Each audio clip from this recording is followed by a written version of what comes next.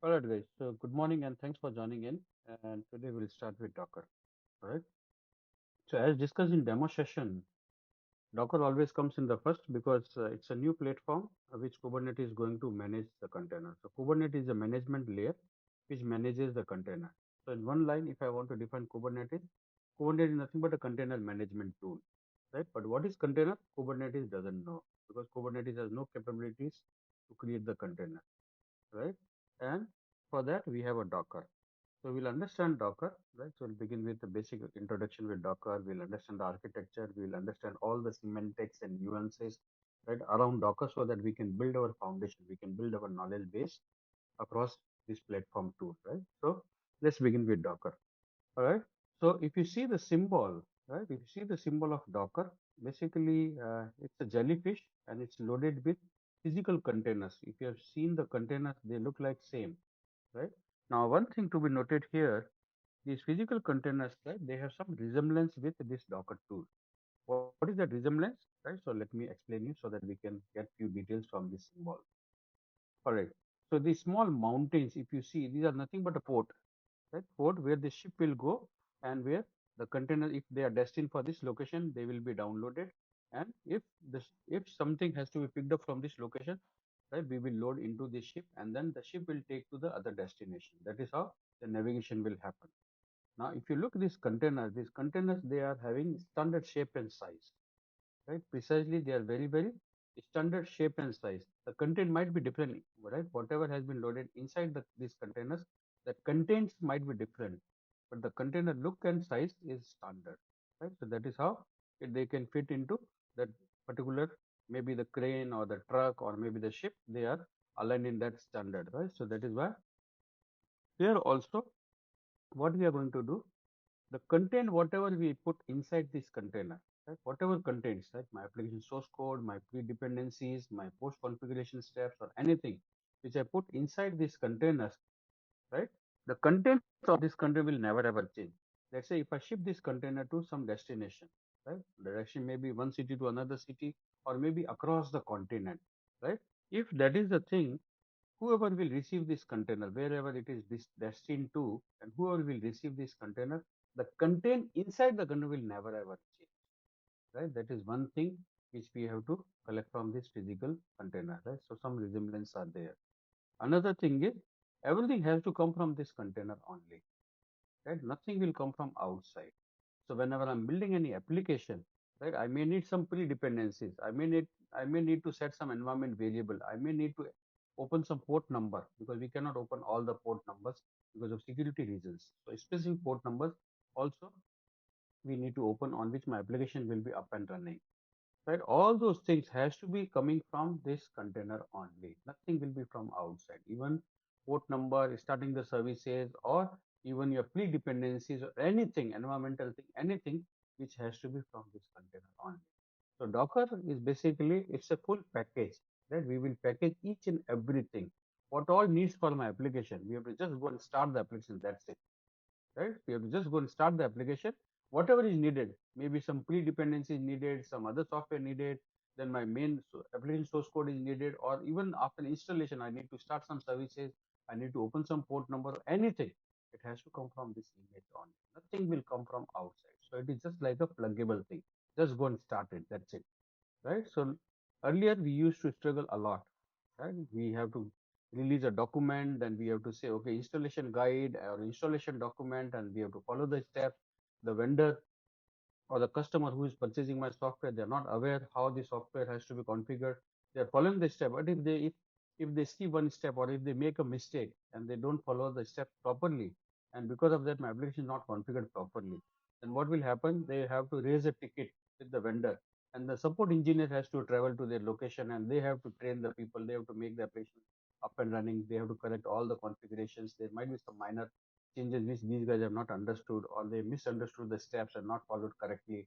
All these things we have to do it manually. We have to raise a ticket and support engineers will go there and they will do it, right? So a lot of study has done in the market, and now the Docker said that okay, everything has to come from the image itself, right? The client will just start the application. That's it. All right.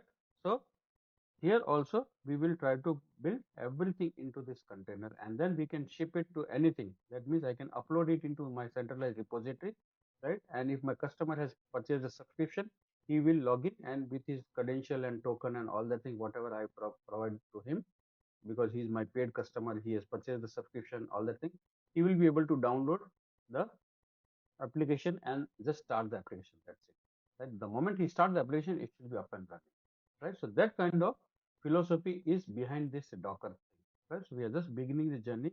So I'll be keep on telling you this kind of small stories so that we can understand, right, how the research has been done, what all things has been collected, right, as a new platform, as a new modern way of building applications. Right. So that is how we will learn in this talk. So let's get started with Docker, and then we will talk more about it, right? It's just an introduction. Just sit, relax, and understand, right? And then you can even ask me questions also. All right. So this is the symbol of Docker. I'll talk more about it. Let's get started. All right. Now, what is Docker? All right. So Docker is basically, it's a like other software. It is also a software, right? It's also computer software that performs operation level virtualization. That means it's the OS level virtualization it does. That is the use of Docker. What is OS level virtualization? That I'll talk more in detail, right? More in detail in next few slides. I'll talk more in detail when I talk about the architecture and all that thing. We will understand it, right? But in a one liner or in a one word, it's just a OS level virtualization, right? We have been hearing this virtualization and all that thing.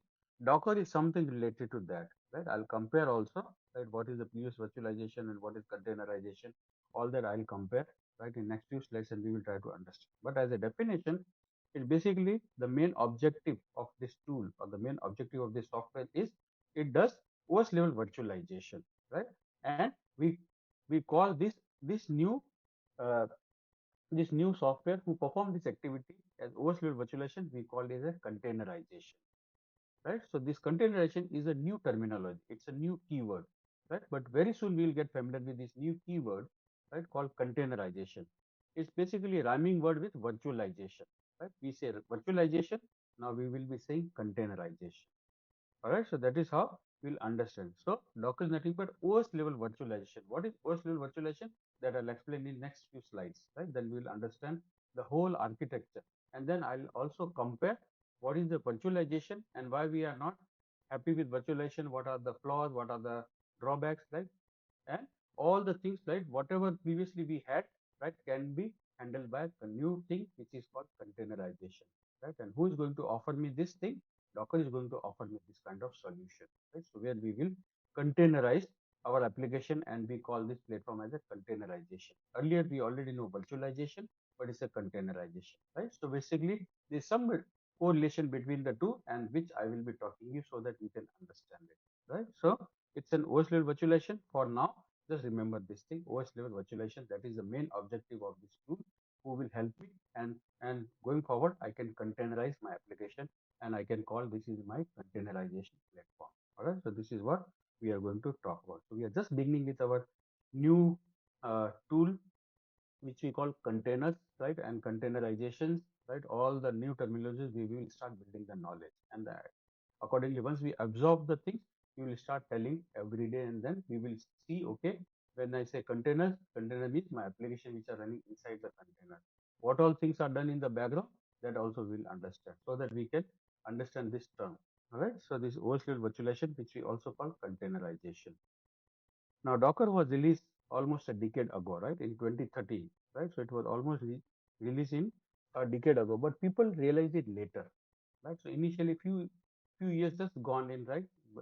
Uh, Coming into the market, penetration in the market, people are not aware. People are still having their old philosophy in mind. They already invested huge things. So literally, it took time for to transition from this new platform, right? From old legacy system to this new platform, it took time, right? And we are still in transition phase.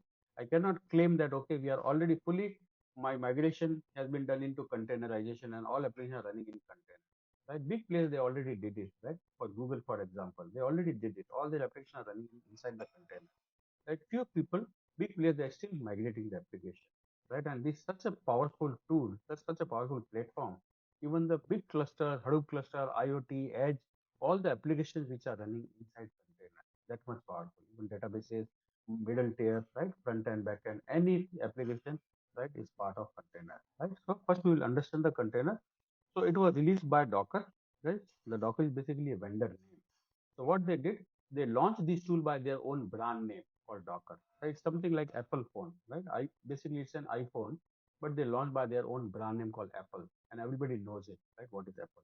So similarly, Docker also they launched this tool by their own brand name, right? So we call this as a Docker, and it was released in 2020, 2013, right, by Docker Inc. Docker Inc. is the vendor, right? So, and it is used to run the software packages called containers and wrappers, right? So basically, if you don't understand containerization, what is the shortcut or the other way to understand this is basically we use to package everything, right? We used to package everything. As I said, right, even my pre-dependencies, my main application source code, post-installation configurations, opening port number, starting service, everything, what all things are needed for my application, right? Just to start my application, right? I need to do so many things, right? All the steps has to be, we have to package, right? And basically, in short, in simple words, if I want to explain Docker, basically it's an empty vessel, right? Once you have an empty vessel, put everything, right? So put everything into that vessel and put a wrapper on top of it. For example, if I want to order something from Swiggy or Zomato, what we do, I may be interested in some, let's say a few starters, then maybe some main course and maybe some desserts, right? So I have to go through their menu and then I will, okay, some starters I need, I will order, then some main course and some dessert, right? But the wherever from which restaurant which is listed in Zomato or Swiggy, right? I will just go there and put my order and I'll make payment or whatever thing. But who is going to deliver? He will just package it, isn't it? He'll package it and deliver as a single packet, right? He'll deliver everything into a single packet, right? So they will put a wrapper, right? Beautiful, nice wrapper, and they will deliver it.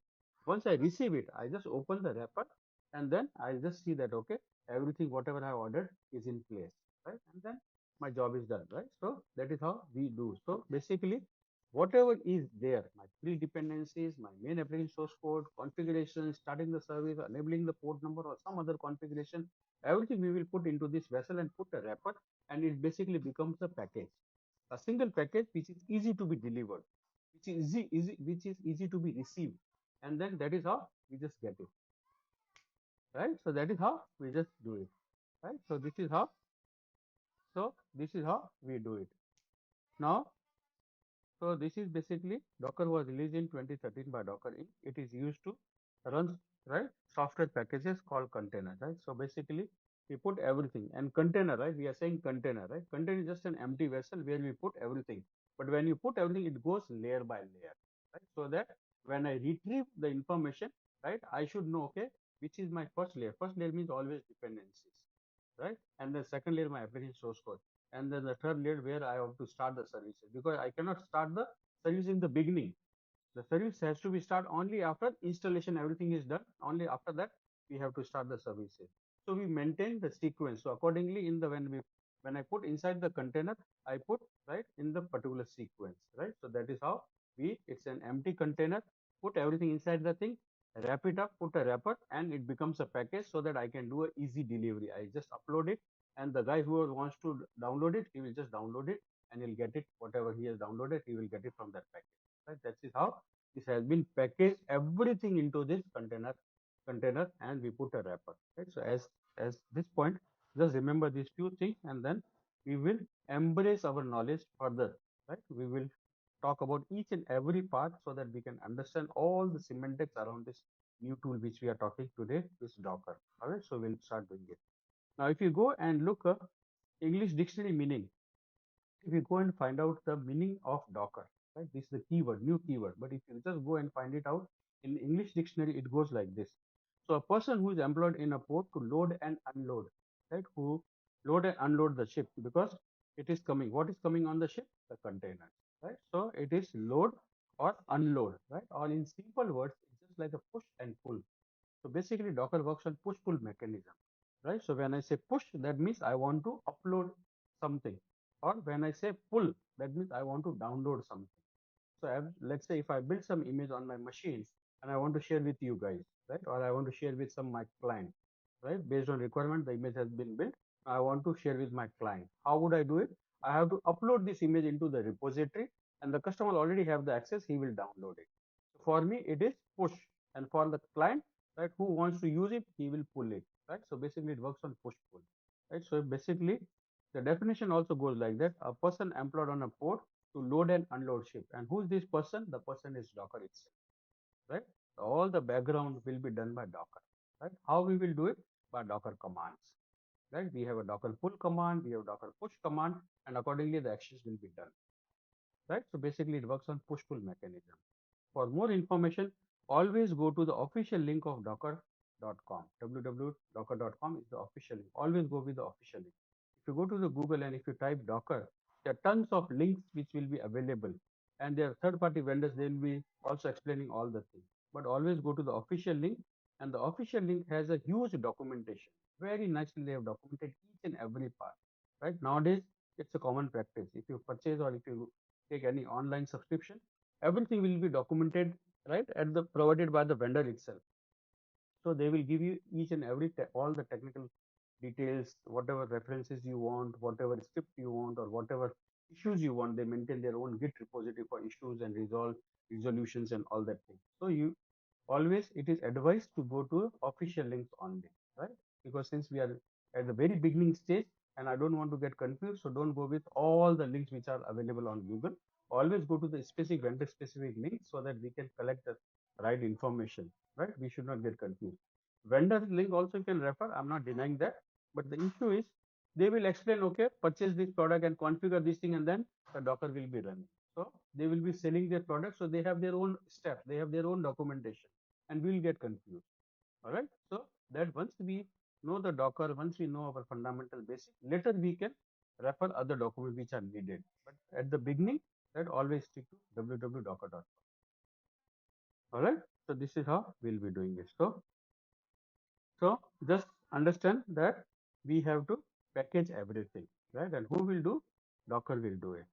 So basically, Docker will provide a uniform wrapper around the software package. How we'll do this packaging and all that thing, how we do, right? As a normal package, we are already aware. What we do, we build our code, right? Once my coding has been done, what we do the build. Why we do the build? Because I cannot sell or I cannot send the source code to the client, right? We never ever give our source code to the client because that is my main IP, intellectual property, right? I cannot share the source code with the vendors. If I share the source code with the vendor, what will happen? Vendor will also build a similar product because he already got the source code. He will build a similar product and he may become my competitor because he will be giving some other name to the same product and he will start selling the product also. And then it will be heavy loss on me. Right? It would be basically a disaster.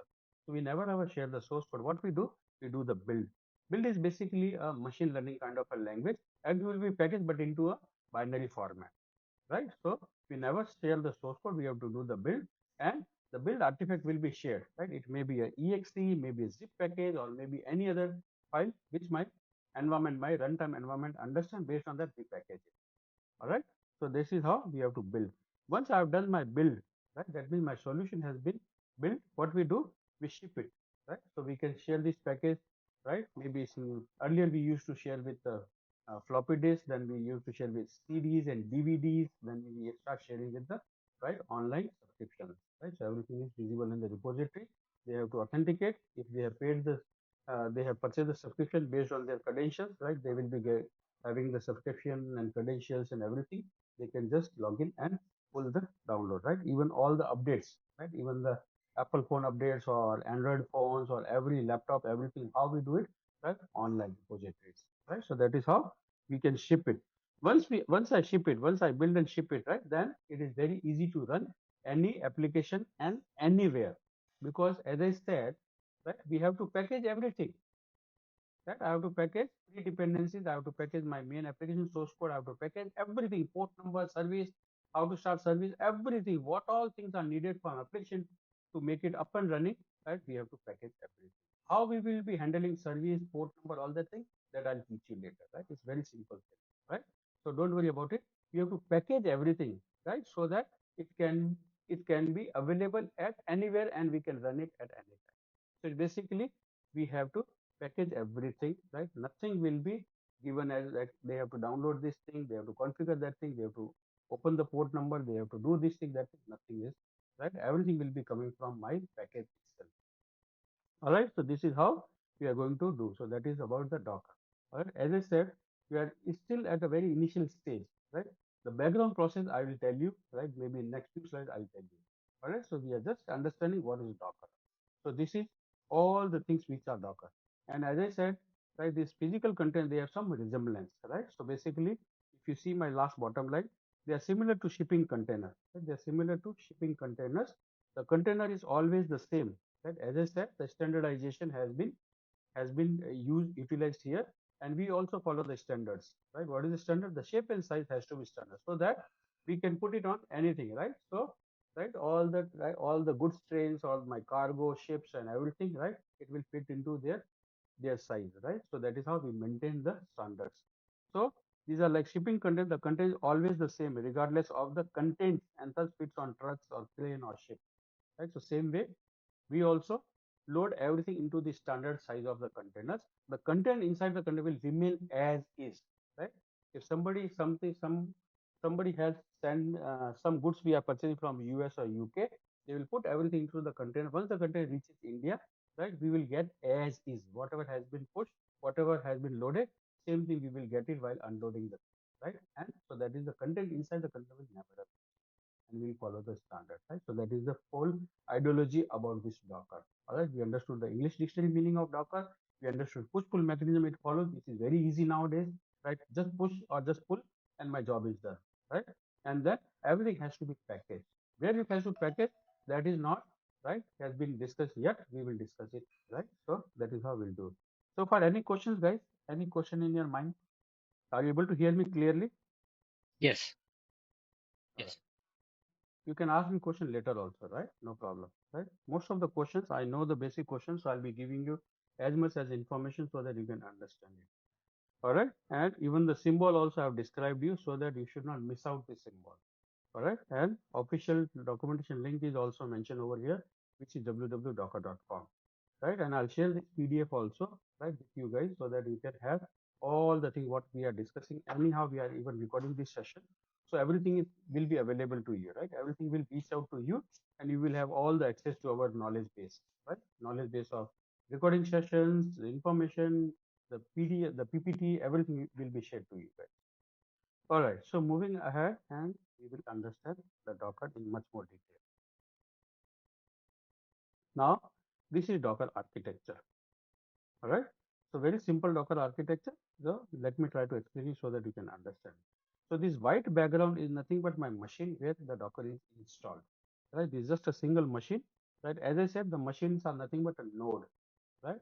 In the modern world, modern era, we don't say it's my server or my client or my desktop. We just say node. Right. Node is nothing but a machine. Machine may be physical machine, maybe VM machine, or maybe cloud-based instance. Right. It's just a machine. So this is white background is the machine on which the Docker is installed, right? Now read this slide from the bottom, right? Read this slide from the bottom. So what we need to install Docker? We need hardware, right? Hardware should be loaded with OS, right? Particular OS. Then only my application will be getting the runtime environment and my application will be up and running, right? So OS has to be there. So hardware and OS, these are the basic things which we already know, right? But we have mentioned in the slide so that we should not get confused. So this is my simple machine, and on top of it, right, this third purple layer is nothing but where I have installed my Docker. When you install Docker, what you get? You get container engine. Docker brings the container engine, and this engine is very powerful. It will do all the job, which I just spoke about it, right? So it will do all the things, containerization and all that thing it will do. And we have to package everything. And who will do? This guy will do, right? Container engine.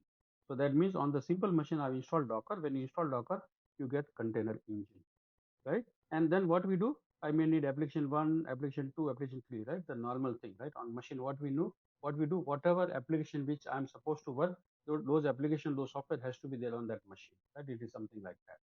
All right. So let's say I need multiple applications. I need application 1 also, application 2 also, and application 3 also, right? This is my basic environment, right? Basic environment where I always work, right? So this is my basic environment. Now, if you see here, and if you have observed closely, that if you see this container engine where it sits in middle of my application layer and OS layer. So basically, it's a middleman. Right? It's a middleman who sits between the OS layer and my application layer. Application layer means this application 1, application 2, application 3. These are my application layer, and OS layer is the operating system, which is my OS layer. Here my OS sits. All right.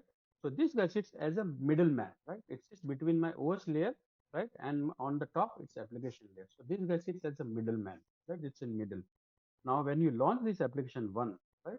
When I launch this application 1, right? Right, what happens is we don't load the whole operating system, right? The whole OS is not needed. OS nowadays comes with so many things, right? If you know the OS thing, OS comes with so many things. Nowadays, OS comes with the mobile drivers. OS comes with all the printer drivers, right? Scanners, printers, a lot of API for integration. By default, nowadays, even the OS also comes with a Git repository, right? Which is in bundle, because everybody, right? We just do always, we have to just go pull the source code, right? Just through the URL, clone HTTPS and the your Git repository path, and it will whole code will be copied on your local machine, right? So OS comes with some inbuilt binaries for Git repository.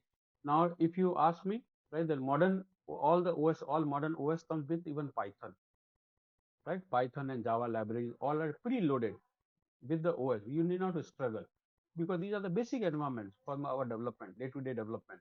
For any customer-based solution we are building, these are the basic primary requirements, right? So nowadays, OS comes with all these things. All right.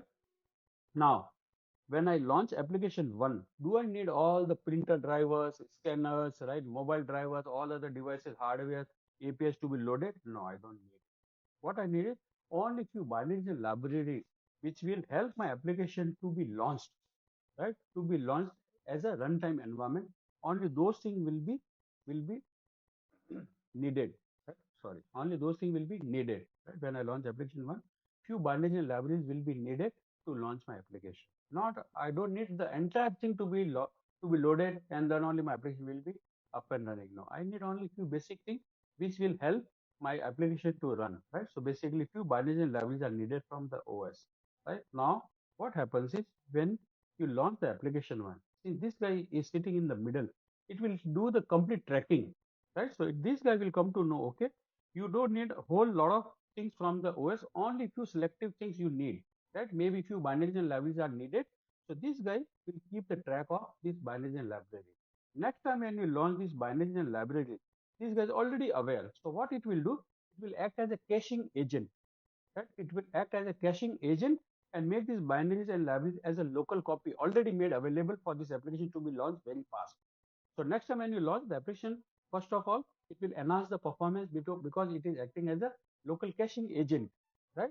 So it will make a local copy of this binary library so that when you launch this application, it will be very fast. All right, that is the job of this guy. Similarly, when you launch application 2 also, this guy, since it's sitting in the middle, it knows that you don't need a lot of things. You know only basic things.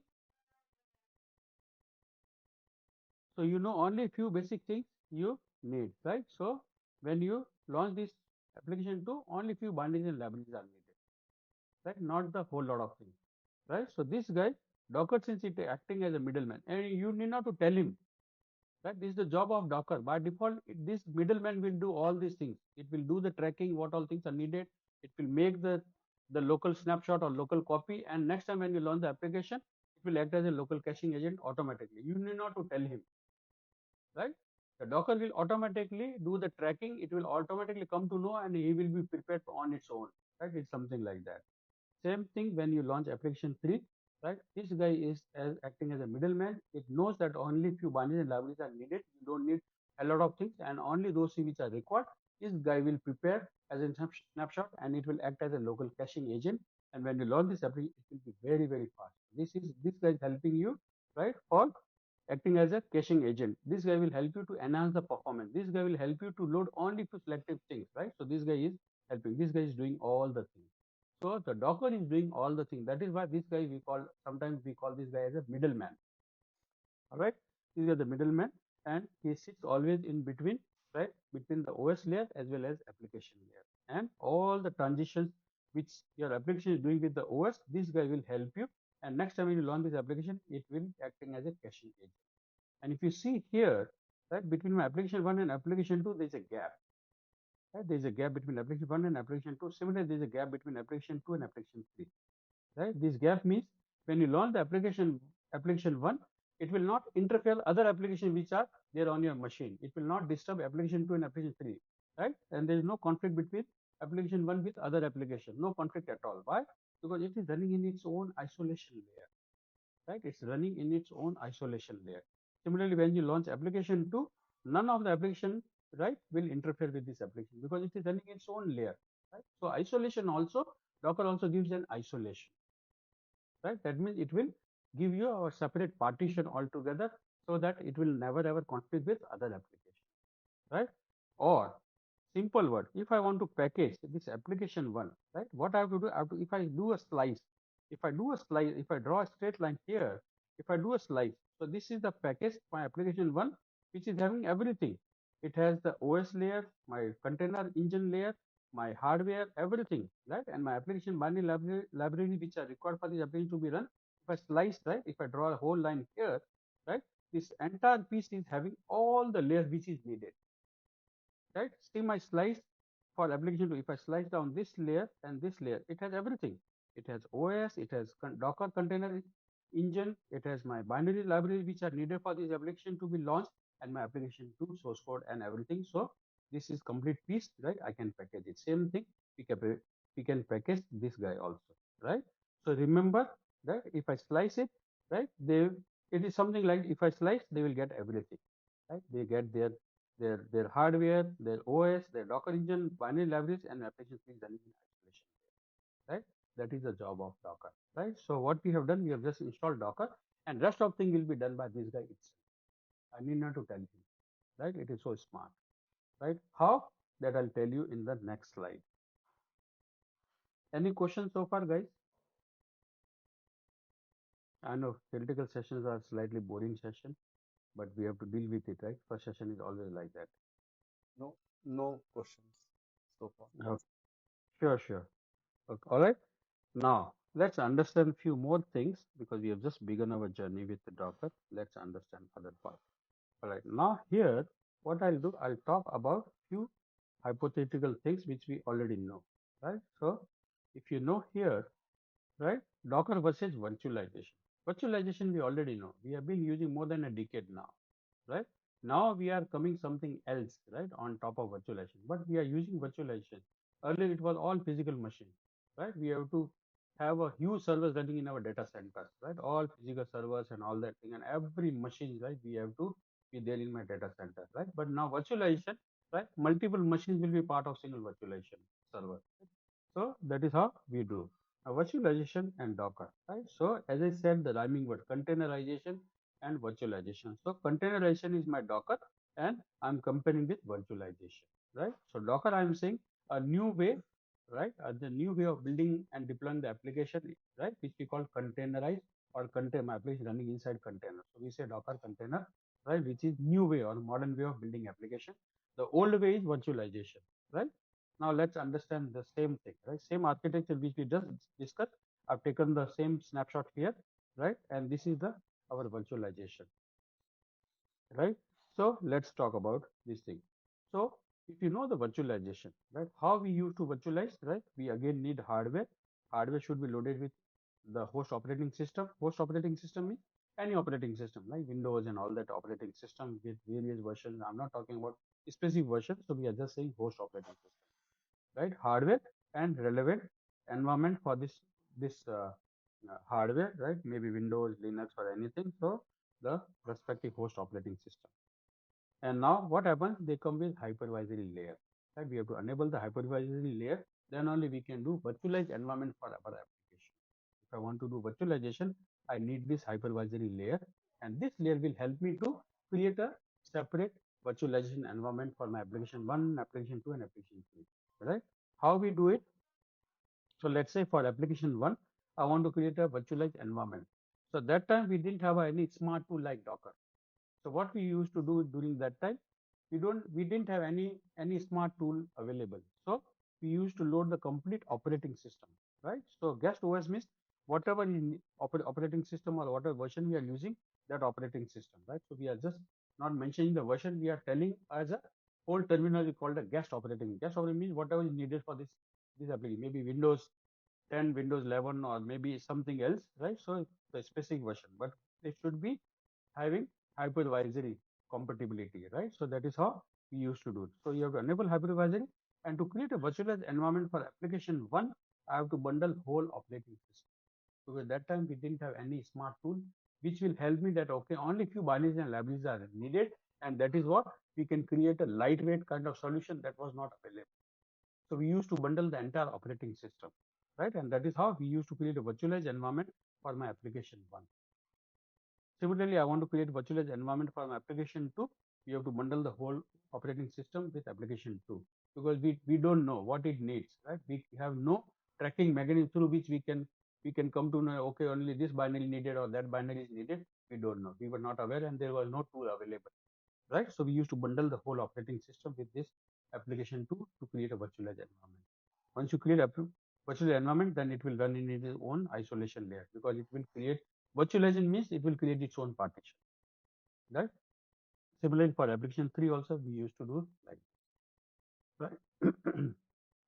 So if I compare my old way of virtualization, right, how many licenses I need, what is the machine config? It used to be very heavy server configuration, right? So it has to be the capacity of this machine has to be very high. Then only I can give some CPUs and memory with the whole operating system for application one to be virtualized, right? So that I can create a virtualized environment for application one. Similarly, for application 2 also, right, I have to provide dedicated resources, complete operating system, and then only I will be able to create the virtualized environment for application 2. Same way for to virtualize application 3, we have to do same way, right? So even the compute power, the configuration of machine should be very high. That is first thing. Another thing is we need at least 4 licenses of my OS. Right? 4 OS licenses are needed, and it's a recurring cost. Every year we have to renew the licenses, right? Otherwise, the vendor will not give me the support, right? And production environment, we cannot just run like that. We need everything, right? My environment update, patches, fixes, right? All that things will be provided by the vendor. Right? Vendor is Microsoft, right? Or any specific vendor which you are using, right? So it has to be that thing. So it used to be a very complex system, right? If you see this design, it's very complex, right? But we are not blaming it. We already nurtured our environment. We already taken the benefits. We already leverage all the benefits, all the new features of this technology called virtualization, and we have been using more than a decade, right? More than a decade we have been using this virtualization environment, right? And we are happy with it. But now, right, time has changed. We have dealt that okay, this is not the right way, right? Something else has to be done, and now we have come with a new thing. If you see my Docker, do I need multiple OS to be loaded with my application? No, right? So my OS is acting as a shared resources. Here we can't do sharing because I don't know what this application needs. So we used to bundle the whole operating. But here, since my Docker does the tracking and all that thing, Docker knows that only few binaries and libraries which are needed. So it will source those binary libraries and act as a caching agent for this application one to be launched, or maybe for application two also in the similar way. It will source required binary libraries and it will help to launch application two. Similarly for application two, and it will always act as a local caching agent so that it will enhance the performance, and my machine configuration are not to be so high. So it will be very lightweight because I'm not bundling the whole operating system. Only few libraries and binaries are very thin layer of OS is needed for application one, very thin layer of needed for application two, not the whole layer, right? Whether, but here I don't have a choice. Whether my printer drivers, scanners, or all the APIs, integration APIs, or mobile devices, or any other devices, everything which are part of operating system, I have to load it, right? Then only I create the virtualized environment, right? So this is how we used to create. So this is, since it's a very heavy weight, right? It cannot be portable, right? I cannot package it and move it to some other location. We cannot do it because it's very heavy weight, right? And to manage this kind of environment, we need a dedicated resource, right? There might be some OS package manager or an infrastructure team, right, or a support engineers who will do and help us all the time, and who will be keep tracking of it, right? As and when my utilization is going above or high or low, we have to request them, and they have to do some arrangement to make my application run in a virtualized environment. So all this we used to do, but here, right, who is doing all the thing? only one guy who's doing each and everything, right? And all the pain, right, which we used to manage manually, now who's doing it? Automatically managed by Docker, right? So Docker is the middleman. That is why I always say middleman who is doing all the. So since we are not loading multiple layers of OS again and again, we are not doing that. So it's a lightweight always. So Docker will be always lightweight. Since it's a lightweight, so it will be very small. Since it's very small, so it will be very fast, right? It need not to read the whole OS by launching. Read where is my binary, where is my library, where is my this binary, where is my this library, right? It's not doing such, right? So it used to take time here, but here it is very fast, right? Since it's small, so it is right. It is easily to be portable, right? I can ship it, I can bundle and ship it because it's a very small size, right? So push pull, it will help me, and that is why it becomes a portable solution. And here it's a non-portable solution since it's a heavyweight. Since it's a heavyweight, even it will degrade the performance, right? My machine confidence always have to be very very high, and again recurring cost every year I have to renew the licenses of OS, multiple licenses of the OS. Here only one copy is enough. It will automatically do the share. All right. So this is the reason people are moving from virtualization and we are going towards containerization. All right. And who will do this job? As I said, Docker will do it. He's a very smart guy. He will do everything. All right. So Kubernetes, Docker, they are very, very smart. Even all the modern applications are very, very smart. Right. Ansible, Chef, Puppet, you name it, very, very smart. Even monitoring applications, they are amazing. They are really amazing. They have just one dashboard, right? If everything is running healthy, I need not to go and check the logs all the time. Just see the indicator. If everything is displayed as a green, that means my application is running in healthy state. If somebody is sending some alerts, right, the indicator will change into yellow. Yellow means only the particular server who's sending me yellow warning. I have to just go and check the log of only that server only, not all the server all the time. That is not needed, right? Only yellow. Or if something really has gone down, it will turn the indicator into red. Red means something has really went down. You need to just go look at it immediate. Immediate attention is needed. Only the server who is having who turned into red, right? And we will then will dig out and we will make it again up and running after fixing the problem, right? So all modern tools are very very fast and they are very very efficient, right? So Kubernetes is also very fast, right? And it comes with its own management layer. It will manage my applications and all that thing automatically. All right. And because of this reason, right, we are moving from virtualization to containerization, right? Still we are in transition phase. We have not completely migrated to this thing. We are still adopting.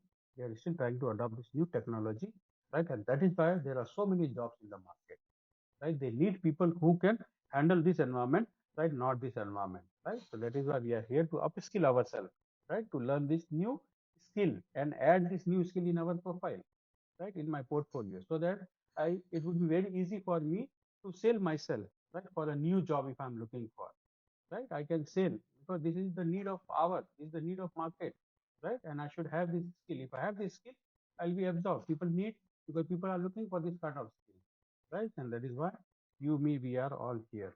All right. So this is lightweight and remember OS level virtualization, right? I said Docker means OS level virtualization, and who is doing OS level virtualization? Docker itself is doing it, right? You, me don't need to do anything. Here we were doing everything manually. All right. So what is Docker? Docker is OS level virtualization.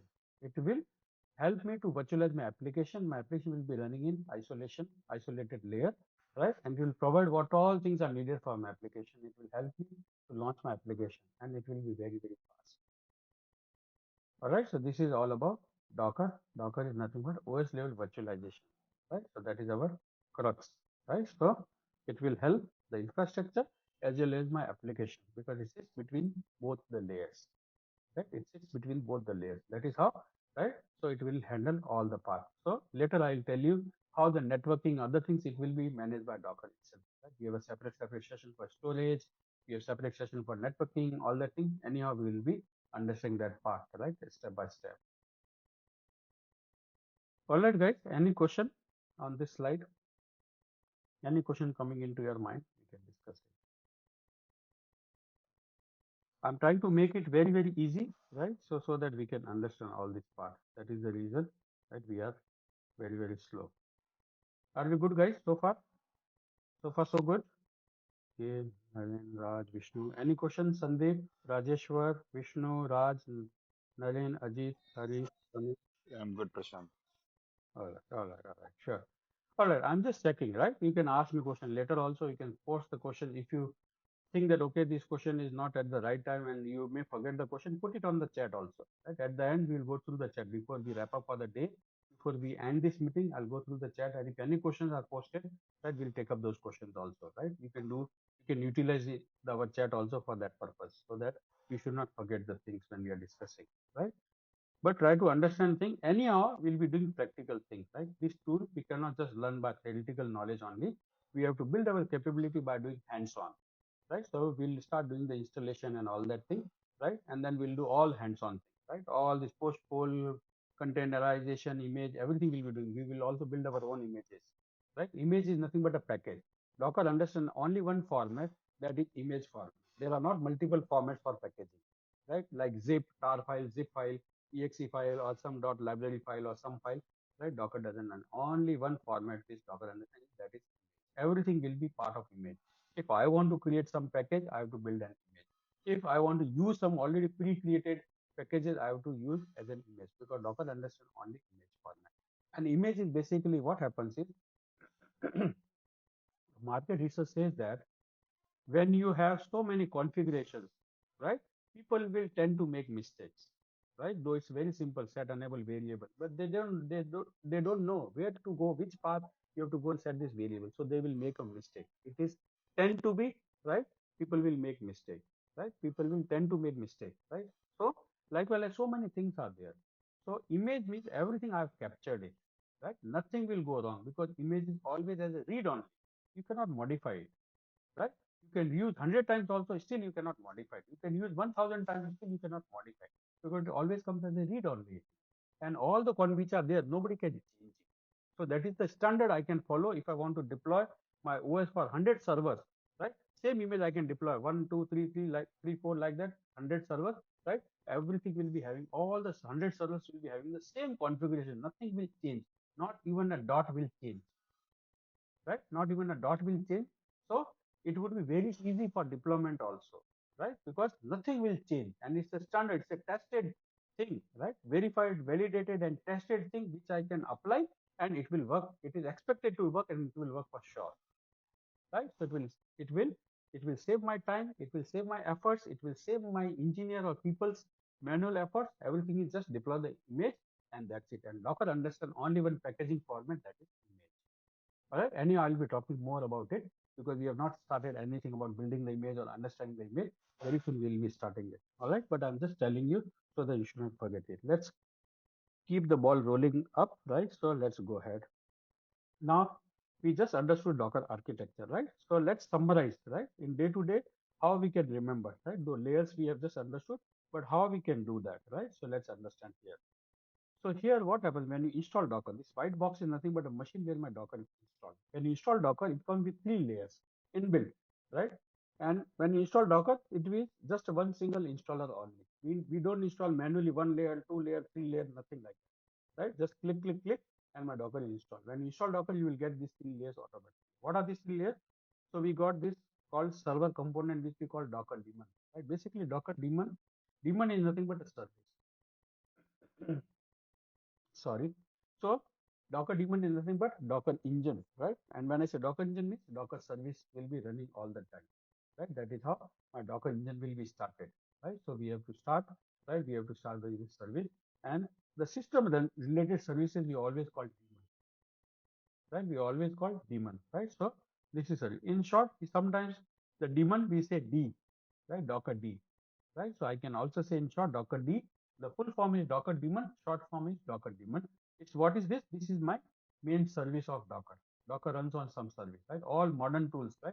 They run on service. Why? Because we are following microservice-based architecture. I'll talk about microservice-based architecture a little later. That is also part of our journey, right? Everything, right, is part of microservice-based architecture, and I'll talk more in detail because we have to deal with microservices. When we build images, we'll do automation. So many topics are there in Docker.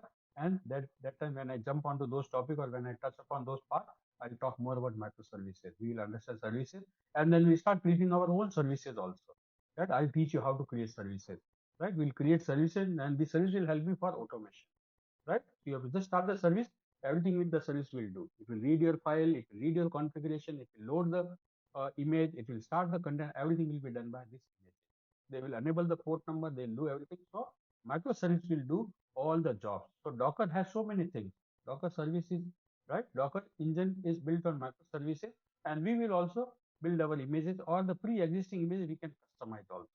Right? So we'll build our knowledge, right, when we touch upon those topics. Right? So microservice based architecture.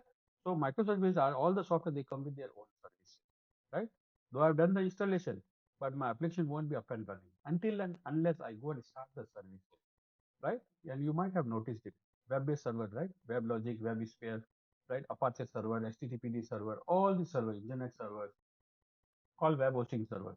Right? We have to start the service. If there's some error, just go and restart the service. Everything will be fine, isn't it? Even in the production environment, if something goes wrong and my application is not able to serve the request, what we do?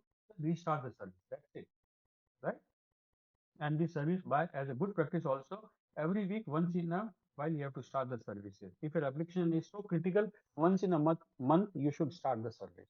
Right? Once in a month you should start the service. Right? You cannot keep on, right, 6 months or 1 year, right? No servers are rebooted. You should reboot the service, reboot the servers also. Right? So the services will do all the job for you. Right? And they are automated things. So this is my Docker engine, which we call Docker daemon, right? And to talk with Docker, how we do? There is no programming. Not even a single line of programming is needed to learn Docker, Kubernetes, or any tool. No coding. Coding was the main building block, and it was a main hurdle also at the same time, right? That means we are not programmers. Until unless I am not programmer, I cannot learn this tool, because the prerequisite is you should be a programmer or a developer, right? So what has done in the market itself, they come to know that this is the major roadblock. Remove it. How to remove it? So they have eliminated the programming completely, right? So that anybody can learn it. Even the networking guy or a sales guy or a marketing guy or a tester, right? Normal manual tester or automated tester, or anybody can learn this. Right? Application programmer, they are the experts. They can pick up the thing very fast. But without those things also we can learn. How we will do it? Through command line. So Docker comes with its own CLI, right? CLI means command line interface. So it comes with the command line interface through which I will fire the command. As I mentioned earlier, right? Push pull. So Docker pull, it will download the image. When I say Docker push, it will upload the image. Like the level, there are many commands. Right? Docker build, I can do the build. Right? Docker run, I can start the content. Like that, many things. But how? All commands we do through command line on. Commands are very simple. Right? So few basic commands, 10, 10 or 12 commands. If you know 12 and 10 to 12 commands, you are good enough to manage it. No programming, not even a single line of coding in. Right? So we'll be dealing with this thing. Now, there's a middleman called REST API. Right? If you know the REST API, anyhow, I'll be explaining you. If you know the REST API, they always done in the background. Right? They always run in the background. What is their job? Transportation. Right?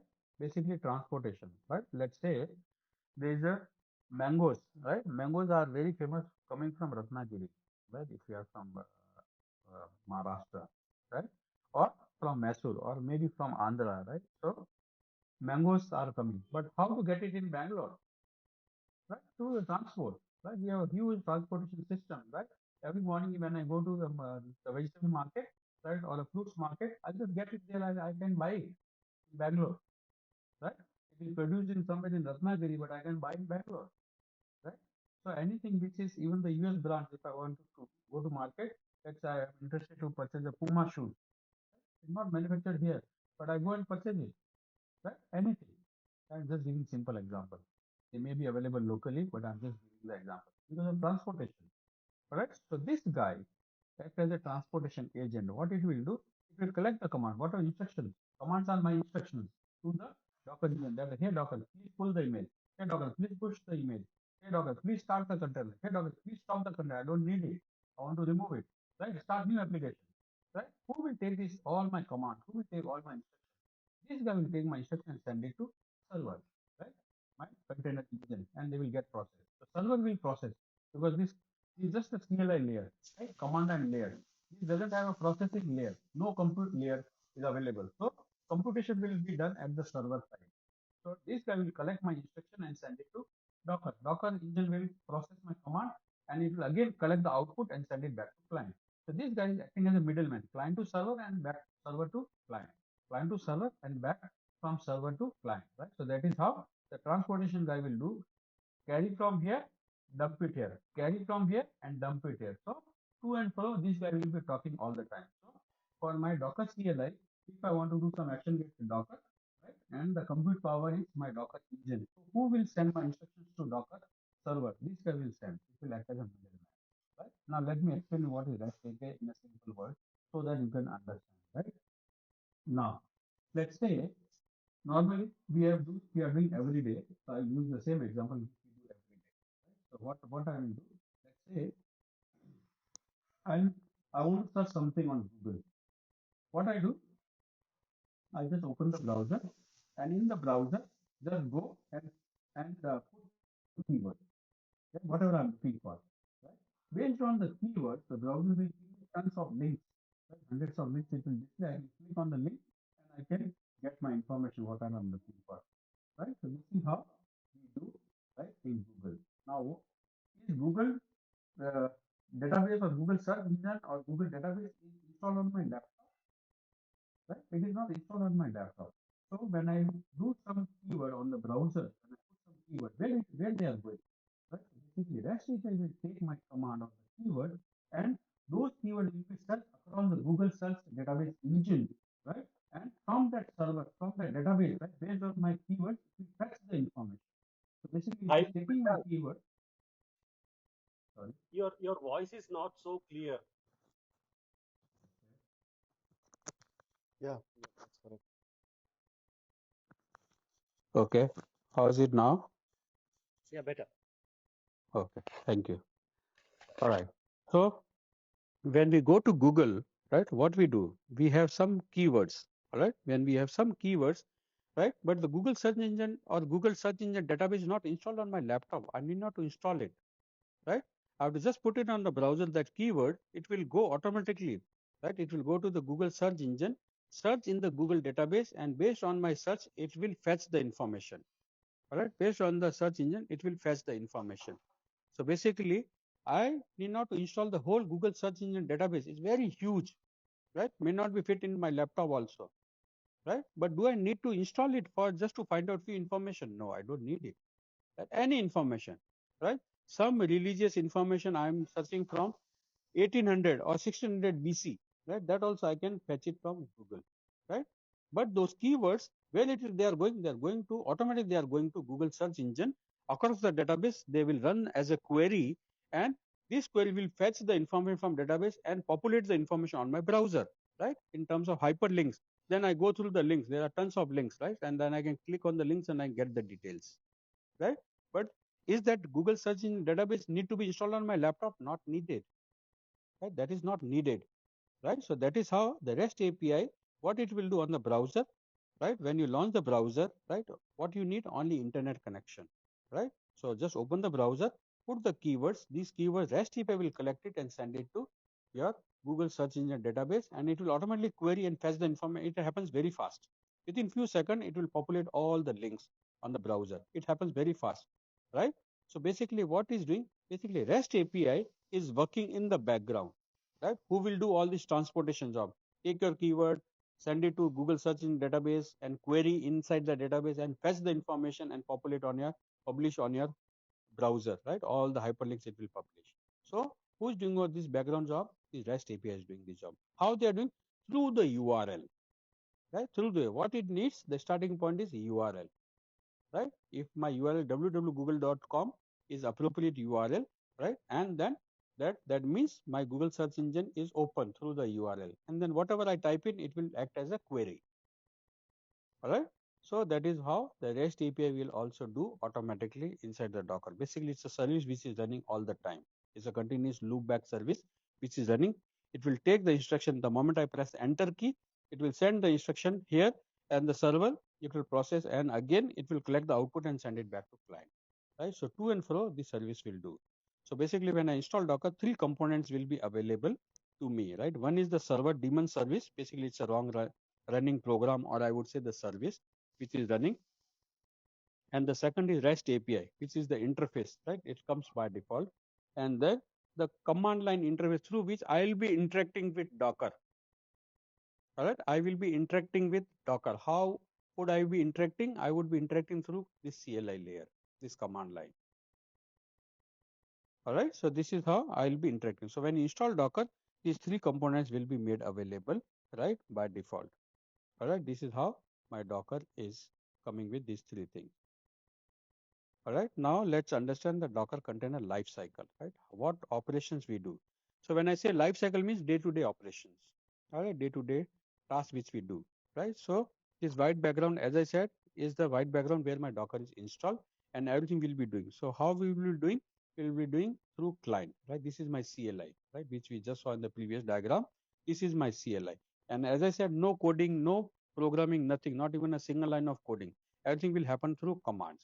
What are the commands? So basically, if you see this command, right, so all the commands, they begin with small letters, right? All the commands will be in small letters, and that's the de facto standard also. If you are a Linux admin or if you know the Linux commands, everything works in a small letters. No commands in capital letters, right? So, and which is the main command? Docker itself is my main command. The sub command could be anything. Sub command could be build, pull, or run, or push, right? But this Docker itself is my main command. So in Docker, when I deal with Docker, all the commands will begin with the keyword Docker itself.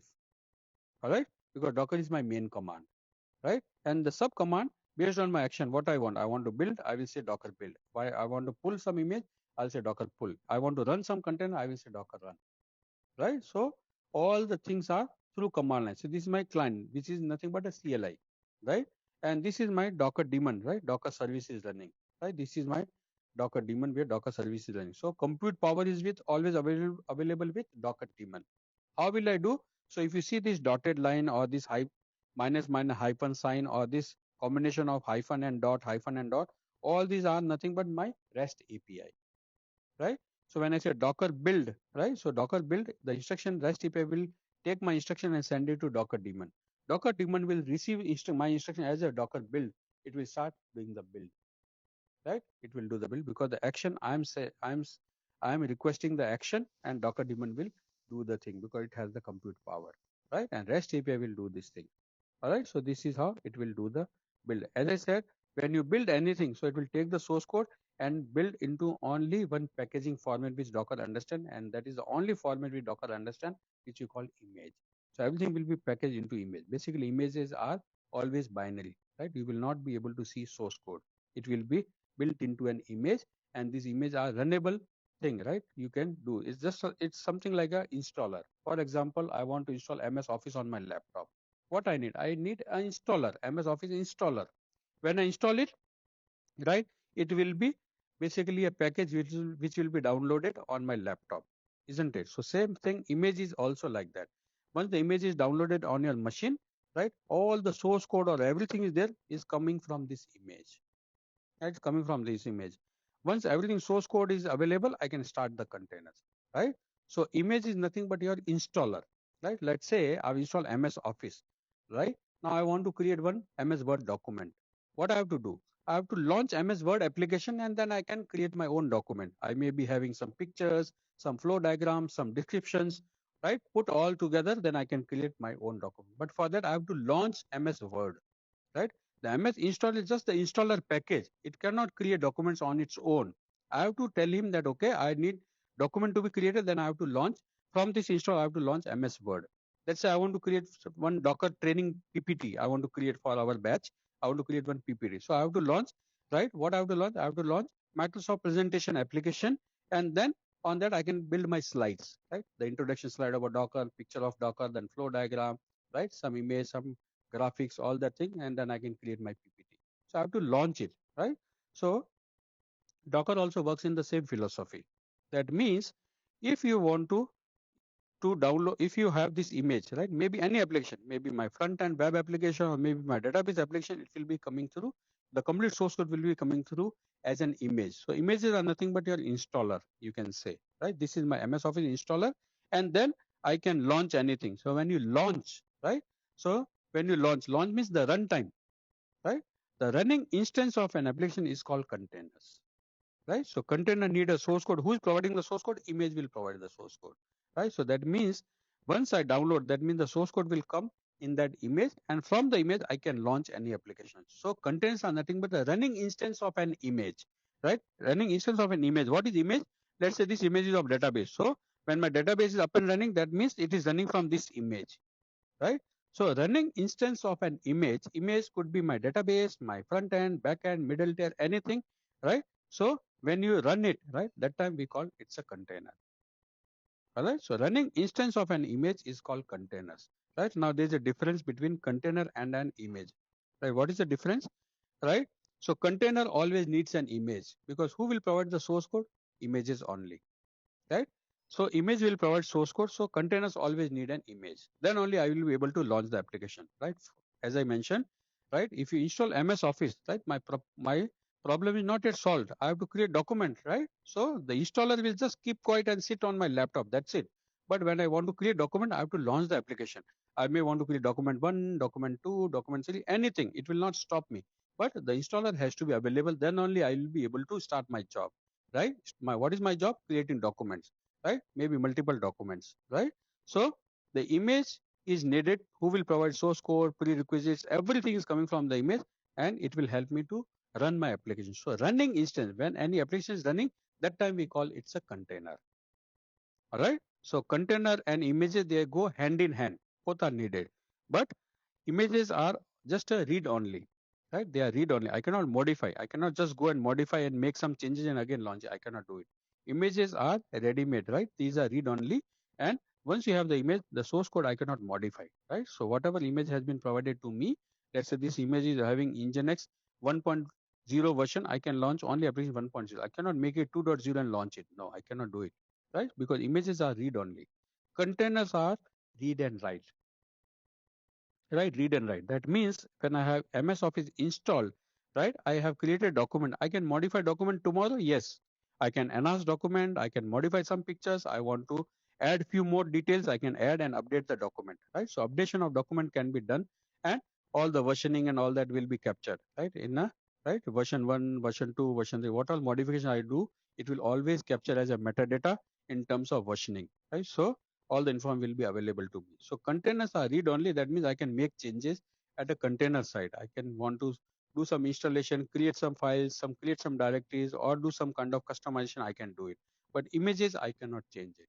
So, but containers is nothing but a running instance. When you start any package, basically these images are runnable packages. They are runnable packages. You have to just start it, right? And as I said in the starting, what we are going to give container, this we what we are going to give our customers, we will just give this images, right? They'll just start the application. That's it.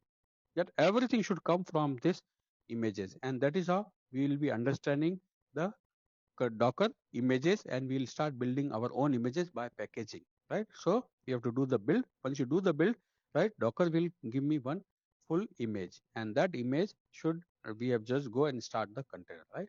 Everything will come from this image, starting the service, enabling the port number, setting the environment variable, or I need some dependencies or some pre-dependencies or maybe some other dependencies, and then my main application will come and sit on top of it. Then my application has to be started the services, and once I start the service, my application will be up and running.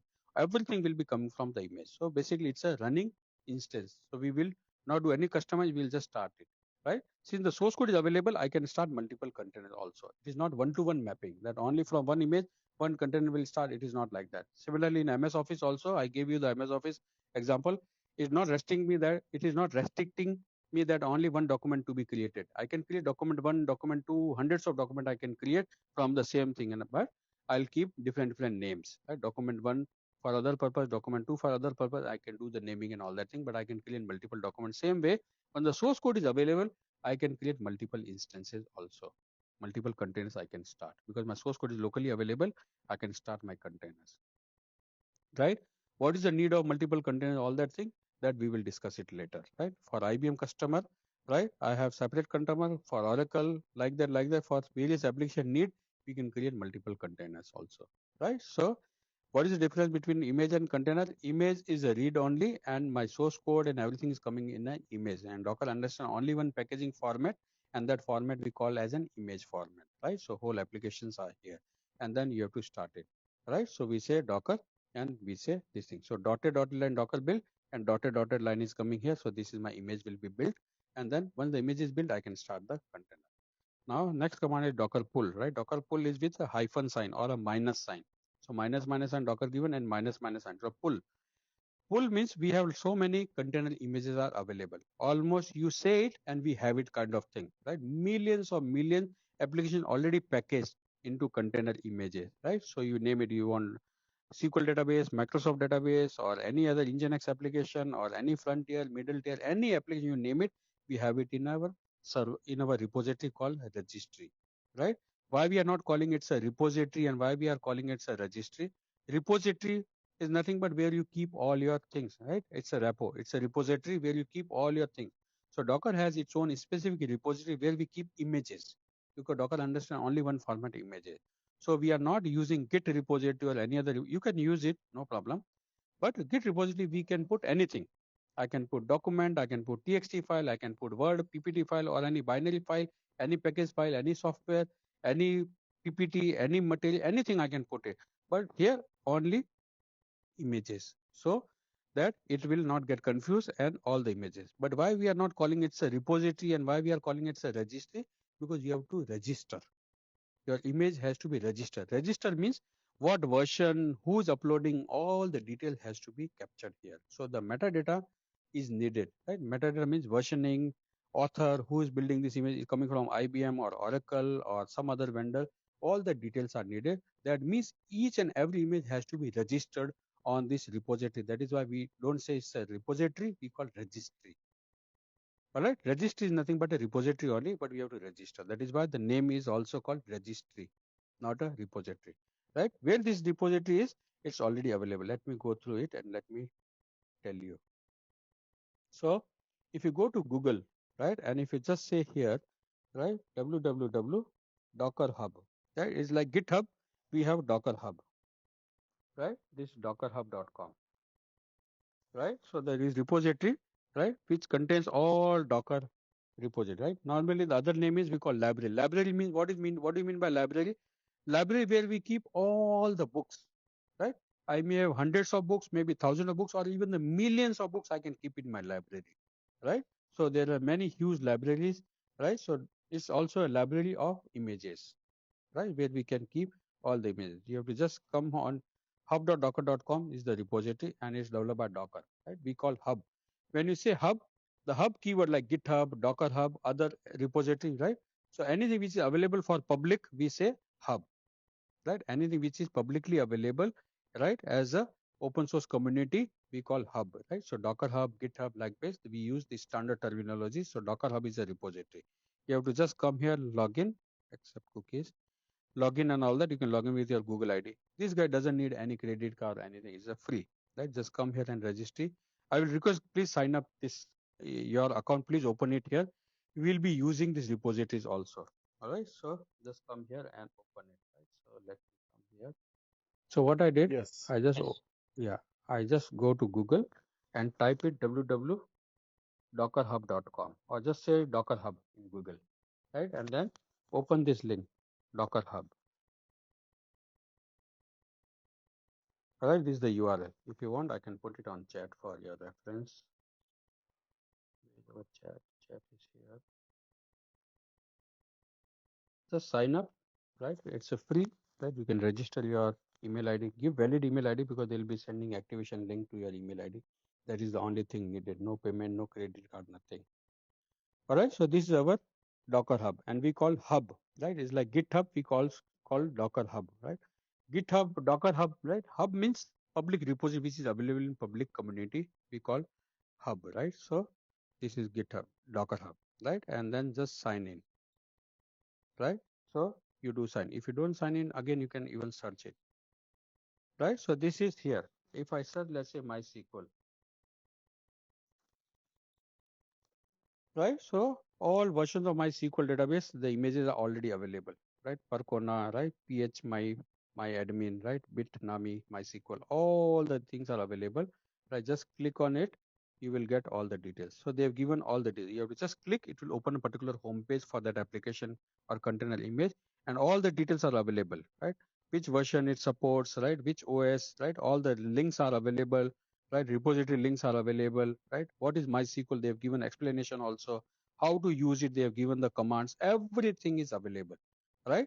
And you can search anything, right? So there are millions of container images are available. Let's say Oracle, right? Just say Oracle, Linux Oracle, right? So these images are available. So you just name it, they have it. It's kind of thing, right? If you are using Java JBoss server, right? So we have JBoss. Anything you just name it, they have it, right? If you are using Apache, right? Use Apache server, which HTTPD Tomcat. So you just name it, they have it, right? So this is how we have this repository. So that is why, right? In my diagram, you would see this thing.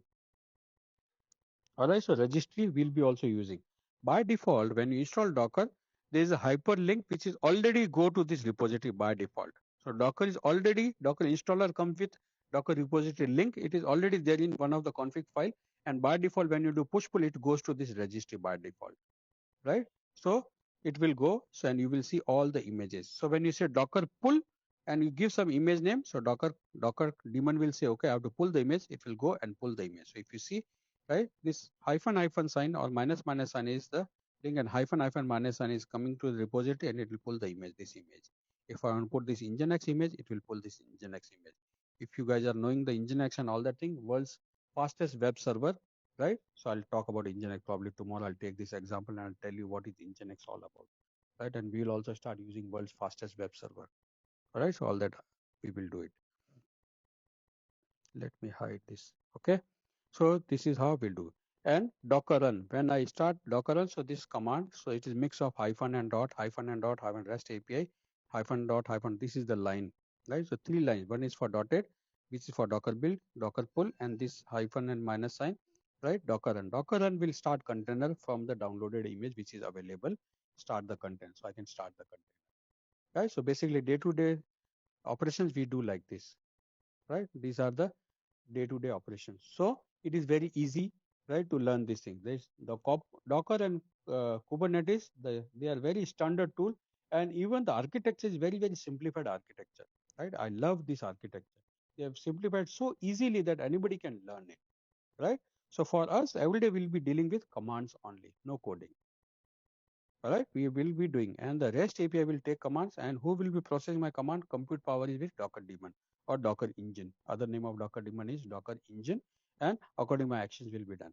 So in day to day, what we will be doing? Only two things, because first thing is Docker understands only one format, which is image, and from image we will be starting the container. So every day we will be doing only two things. So our life is very, very easy, very, very simple. That we need not to juggle with too many things, right? Because the complexity has been simplified. They've simplified the complexity into very, very simplistic way. The architecture is really simple, right? Even Kubernetes also, they have designed in a beautiful architecture, right? So nowadays, even the architecture or the architecture role in market is in high demand, all right?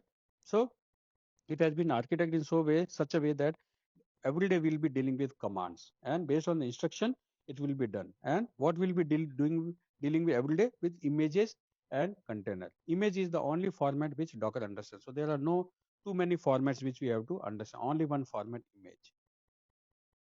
All right, and from the image we'll be starting the container. So this is how we'll be doing. Very soon we'll be starting, so understand and always read from left to right hand side, right, and from right and right. So either way, right, we'll be dealing with the things. And there are three components: client, where I will be firing my instructions to be done or what actions to be done, right, through the commands, right? These are my instructions, right, or commands. And then accordingly Docker daemon or Docker engine will do the actions. And registry is my repository, right? Here we don't say repository, we say registry, right? Basically, it's a repository only, right? Like GitHub, it's a Docker hub. GitHub, we put so many things, all types of documents we can put, but here only image. That is why we have a dedicated repository. And it has millions and millions of container images already packaged here. So we'll be using some images here, ready-made images initially, and then we'll start building our own images. Once we start our own image, then we'll start pushing also, right? I can upload here, other people can start using my images also, right? So we'll first start with the images which are already there so that we can get familiar with how to start containers, how to deal with images. Once our fundamentals and basics are strong, then we'll go with an advanced level, right? So, and we follow this pattern all the time, right? From simple things, build your foundation. Once we are strong in our foundation with basics and all that thing, we'll go to advanced level. And when we are at advanced level, we will try to build our own images and we'll do reverse way. We'll start pushing the images to registry, right? And we don't say this repository, we say registry because we have to register, right? We have to register version, we have to register who's uploading, who is vendor, who's giving support, all that thing. That is why we don't say this as a we don't say this as a repository, but we say registry, right? So registry is just again keyword, right? It is nothing but repository only, but we have to register, so we call registry, right? No more repository, we call registry, all right? So don't get confused, right? So this is the thing which will be dealing, right? Any questions, guys, so far on this slide? Okay. Yeah, Prashant, Yeah, one question on that. sure. If any container has some issues due to anything maybe, so can we troubleshoot on that particular container, or do we need to restart the Docker daemon because it affects on all the containers, right? If we restart the daemon,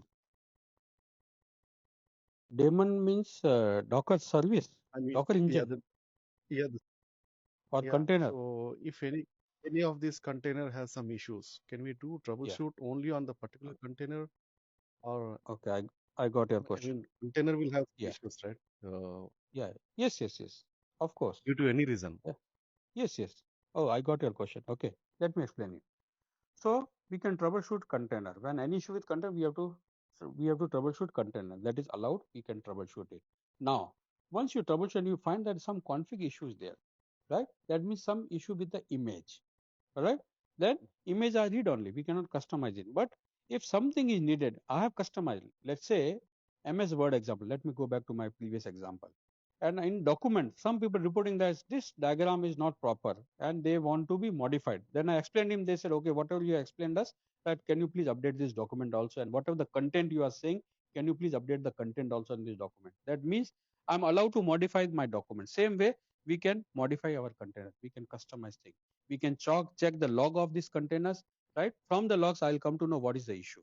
So there are a few Docker commands through which I can directly go and check the log of each container, right? Maybe container one log I want to check, container two log I want to check, and they are independent. Right? These container may not have the same issue, right? Maybe something while running, I made some mistake, right? Or in this container, I did something. I created some files folder for my local testing. So I pulled some data from outside. And while pulling the data, I made some mistake in this container. So a specific container, we can check the log of a specific container, or all containers, they have their own log files. We can go and check. And these logs are runtime, right? What is the issue now at today's time at 9:25 or 9:23 or 9:27? What is the issue? I can check it, right? They are all real time, and during the runtime we can check it. So we have a log and we can check it, right? Now the issues are of multiple types. If the issue is pertaining to the image, right, then we have to report. We have to log a defect and send to developer that, hey developer, this is the issue in the image. Can you verify? He has to verify, and if he's doing a bug fix, right? So it will all go. It will channelize through the process, right? It will, we have to launch a bug, and bug will be assigned to a particular developer. Developer will fix, and the testing will do a retesting. And once the testing team give the clearance, okay, the bug is fixed, or is their testing team finds that bug is not yet fixed, again they will send it back to developer, right? So all the cycle will in the background will follow, and in the next version of the image, that bug might be fixed. So we will start content will be, right, we'll see that the bug is fixed from that image if it's the image related issue. So issue can be of any type, right? Normally container issues will fix it over here itself. If the issue is with the image, we have to follow the same process, and the next cycle or the next version of the image, it will be fixed, right? So same thing, the same rule applies here, right? And we will also always do the troubleshooting here, and a lot of troubleshooting we'll be doing at container level anyhow. All right, so I can check my And log files and all that. Yes, go ahead please. yeah, got it. Yeah, thank you. And the Docker Hub you mentioned, website has two open source and licensed version. How it works in Yes. enterprise level? Yeah. So you have to purchase the license, right? So community is free of cost, right? So if anything is shareable and we can share it, we can share it. But if I can make this repository instead of private, I can make it public also, right? So it comes with two versions. One is called public and another is private. I can use that also. We can take support from Docker vendor also. They will be supporting, or I can create my own in-house registry also. It's just a repository. I can create any Nexus repository or any third-party repository are available nowadays, right? Anything, right? AWS has their own repository. Microsoft has their own repository, right? Everybody has their own repository. We can even purchase support directly from Microsoft or Amazon. We can even do that by purchasing the AMC, and they'll create a dedicated private repository for us, or we can also create in Docker Hub. Docker Hub also has private and public. All right. All Once you log in, right, you will got go it. to that repository. I'll talk about it, right? So there's a separate session. I'll talk about it because I have my own repository. Same way I'm saying you also sign up here, and then I'll tell you how to create public and private repository because we'll be creating our images and we'll be pushing to here. So I can keep my repository, keep my image in private repository. If I wish to make it public, I can make that also, right? So all the options are available and we will cover it up. We'll talk about it. But it's a good question. Got Thanks for that. All right, guys. So this is what we do. Now, tomorrow, any of you are hitting the time, and sorry, guys, I continued straight for 1.5 hours because we already discussed that we want to finish this course fast, and every day we can have 1.5 hour session. So that is how I didn't ask you after 1 hour, and I even didn't stop after that because I want to utilize best of the best time, right? And we have that consensus from everyone that we will be having 1.5 hour session every day. That's agreed, right? No debate about it. Uh, uh, Prashant, Yeah. can we move this session little bit 7 o'clock or something like That will be really difficult. that? That will be slightly difficult because everybody has given concessions and my availability also I have fixed it because otherwise my calls and everything will start again. Understood. And this is the slot. This is the slot. Everybody is available, including me. That is why we decided to have at 8 o'clock. Okay, no problem. Yeah. Okay. Sure, guys. Thanks for your support. So this is how we are just ventured into this new tool, new terminologies, and all the nuances which we have been talking since last 1.5 hours, right? Tomorrow we'll start with our installation, right? And we'll be doing on AWS accounts. I'll request each and everyone, please go and create your AWS account, right? And it's free for 1 year, right? But when you create the account, it will ask you for your credit card and all that thing. Credit card, they will deduct, if you are in India, they'll deduct 2 INR, means 2 rupees, and immediately they will be reload back to your card. They will not keep the 2 rupees from your card, which they will deduct. This they will do only for authorization and authentication purpose. Normally, what happens? AWS was giving free accounts to everyone, right? But you know these crazy people, right? These hackers, right?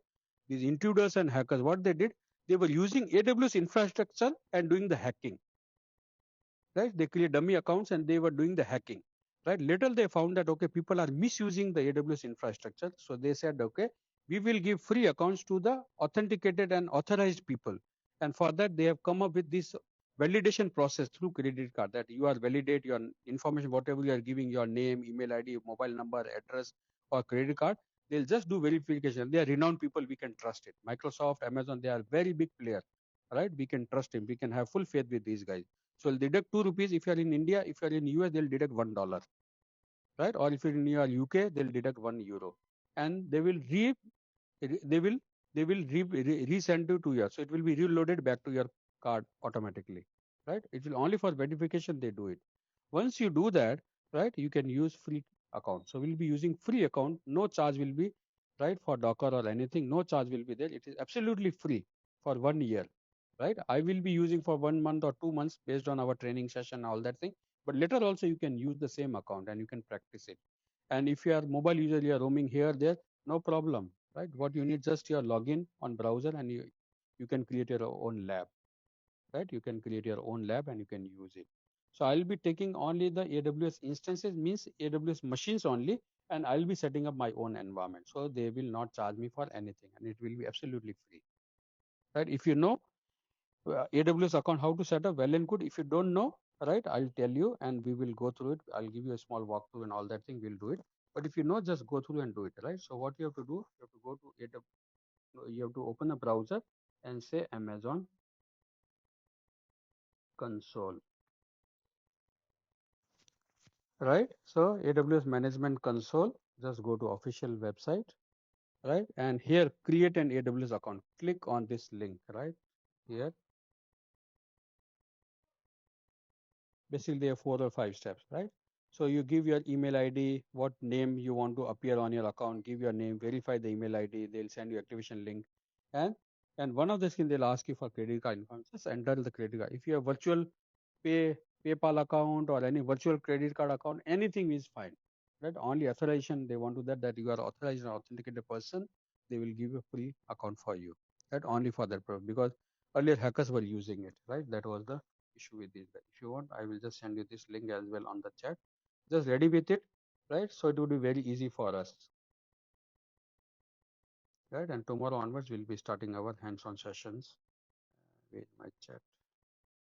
All right, so only these 2 things I need. One, create your account on Docker Hub, other Amazon account, and tomorrow we'll start setting up our Docker environment and we start with hands-on thing. And these slides, I will go back, right? Once my environment is ready, right, I'll go back to these slides and we'll do verification validation, right? We will check each and everything.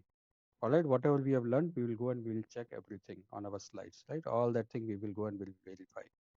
All right, guys. So that's all from my side, and I will not take your much time. Any questions, guys, before we end this meeting or before we wrap up for the day? So as I said, recordings will be provided. Training materials will also be provided to you guys, right? And we'll fix this slot, right? And we'll be meeting every day and 1.5 hours so that we can finish the course, because otherwise it will take 45 to 2 months. People said, okay, they want to do it. So I'm also available, no problem. And even some weekends we can stretch, or we can, based on consensus, we can see, right? I'll check on every Friday and we will align accordingly. All right, guys, are you good for the day? All right, guys, see you again tomorrow, right? Have a good day and thanks for joining in. Thank you so much.